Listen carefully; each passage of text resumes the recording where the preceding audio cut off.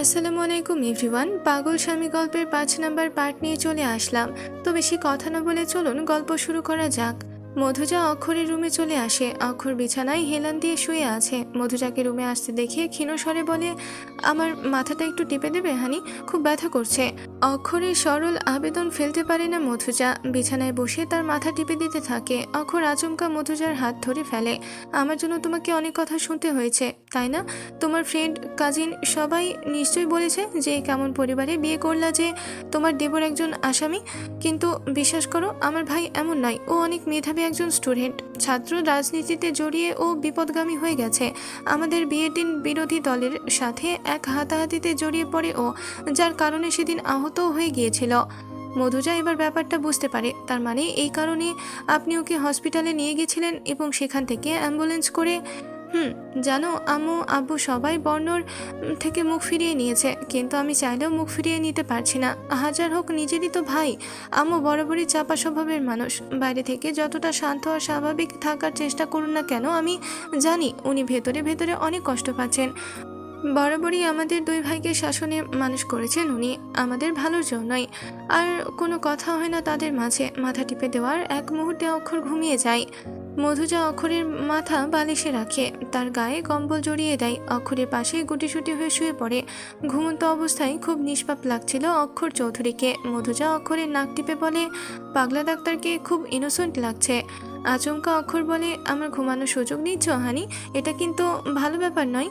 মধুজার পুরো শরীর কেঁপে ওঠে অক্ষরের কথায়। সে এক মনে মনে বলে, এই পাগলা ডাক্তারটা ঘুমায়নি তাহলে?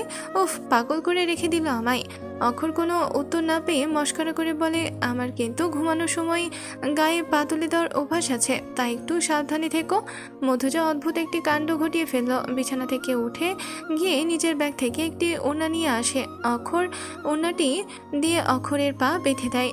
অক্ষর পুরো ঘটনায় হতভম্ব হয়ে যায়। মধুজা বাঁকা হেসে বলে, থাকুন এভাবে, দেখবেন বদভ্যাসটা চিরতরে হারিয়ে যাবে। এটা কিরকম শাস্তি হানি? আপনার পাগলামো ঠেকানোর জন্য এরকম অনেক শাস্তি আমাকে দিতে হবে পাগলা ডাক্তার। দেখি ঠেকাতে পারো কিনা।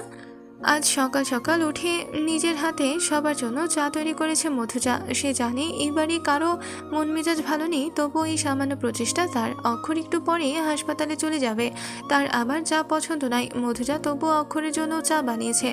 পাগলা ডাক্তারের অত খাতির করার ইচ্ছে তার নাই।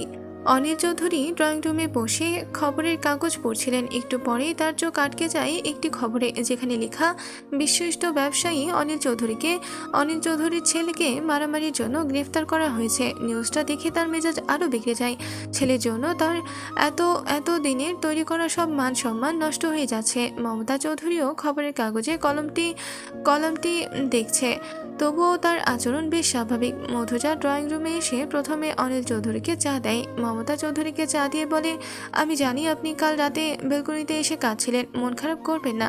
বা মানে আপনার বড় ছেলে বলেছে যে সে গিয়ে আপনার ছোট ছেলেকে ছাড়িয়ে নিয়ে আসবে। মমতা চৌধুরী স্বস্তির নিঃশ্বাস ফেলেন। বাইরে থেকে সবাইকে যতই তিনি দেখান যে তিনি ঠিক আছেন, কিন্তু তার ভেতরে কি তোলপাড় চলছে সেটা একমাত্র তিনিই জানেন। সন্তান যেমনই হোক না কেন, মা কখনো তাকে ছেড়ে ফেলে দিতে পারে না। অনেক সময় শাসন করে, মুখ ঘুরিয়ে নেয়, তবে সেটা সন্তানের মঙ্গলের জন্যই। অক্ষর হাসপাতালে যাওয়ার জন্য বের হচ্ছিল, তখন মধুজা চায়ের কাপ নিয়ে তার সামনে গিয়ে দাঁড়ায়। চা দেখে ভ্রু কুঁচকে ফেলে অক্ষর। তুমি জানো না আমি চা খাই না? আমি তো বললাম কফি তৈরি করতে। আপনার অত কথা শুনে আমার কাজ নাই, চা দিলাম, চুপচাপ ভদ্র ছেলের মতো খেয়ে নিন। অক্ষর বুঝতে পারে মধুজা তাকে জব্দ করতে চাইছে। অক্ষরও মনে মনে দুষ্টবুদ্ধি করে নেয়। চাটা হাতে নিয়ে চারিদিকে চোখ বুলিয়ে নেয়। অনিল চৌধুরী খবরের কাগজ পড়ছিল, মমতাও অন্যদিকে ঘুরে চা খাচ্ছে। অক্ষর এই সুযোগটাই কাজে লাগায়। মধুজা একটু অন্যমনস্ক হতেই তার গালে চুমু খেয়ে নেয় অক্ষর। মধুজা আচমকা এই চুমুর ফলে হতবাক হয়ে যায়। অক্ষরদের বাড়ির কাজের মেয়ে রাউনাফ ওই ঘটনা দেখে নেয়। সে সজোরে কেসে উঠতেই অক্ষর লজ্জা পেয়ে হাসপাতালের জন্য চলে যায়। মধুজা তখনও মূর্তির মতো দাঁড়িয়েছিল। রাউনাফ মধুজার কাছে এসে মিটিমিটি হেসে বলে, বড় সাহেব আপনাকে খুব সোহাগ করে, তাই না আপামনি? মধুজা ভ্রুকুচকে রাউনাফের দিকে তাকায়। বয়স বড়জোর 15 থেকে 16 হবে, তাতেই এত পেকে গেছে। মধুজা রাগী স্বরে বলে, এইটুকু পুচকু মেয়ে তুমি কি বোঝো? তোমার মতো বয়সে আমি বাবার কোলে বসে ভাত খেতাম। আমরা আপনাকে মতো নই আভামনি। আমাদের গ্রামে তো আমার মতো বয়সী কত মেয়ে মা হয়ে বসে আছে। আমি তো বান্ধবীর লগ শুনি তাদের জামাই কেমন করি তাদের লগে আদর করে।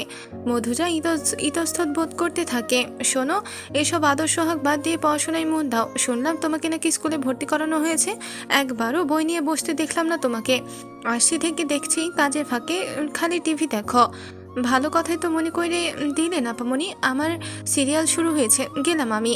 মধুজার অবসর সময় যেন অতিবাহিতই হতেই যাচ্ছে না। জার্নালিজমের পড়াশোনা তো তার কমপ্লিট। এখন শুধু কোনো নিউজ পেপারে সাংবাদিক হিসেবে জব পেলেই হয়।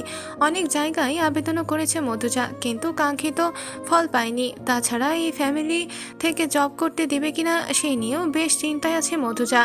এসব চিন্তার মধ্যেও মধুজা দেখে মমতা চৌধুরী তার রুমের বাইরে দাঁড়িয়ে আছে। মধুজা তাকে দেখে বিছানা থেকে উঠে বলে, আপনি কখন এলেন? বাইরে আছেন কেন? ভেতরে আসুন।